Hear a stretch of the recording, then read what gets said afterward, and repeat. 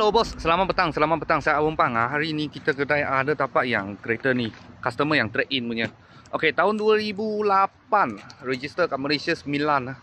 Toyota Vios 1.5 S ah. Ini S dulu macam TRD lah, sebab dulu tak ada TRD mah. Dia keluar S dengan G. G dengan S lebih kurang sama, belakang pun disc brake juga. Engine dalam macam ni lah.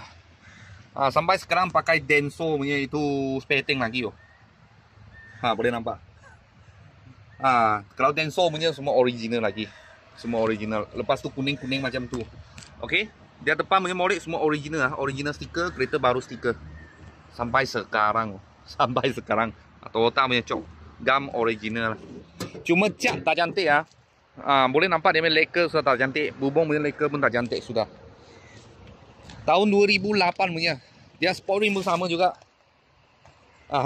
Semua ori lah, semua ori, cuma nak spray cat loh. Bubong punya leka tak cantik. Harga jual 17,800 17,800. Dia S spec. Dia steering ada controller lah. Lepas tu tepi pintu, handle semua masih cantik lagi. Dalam macam ni. Belakang hitam lah. Tapi tak silap ya, ini dulu ada satu S pun dalam warna kuning. Tapi ini warna hitam lah. Belakang ada disc brake confirm punya.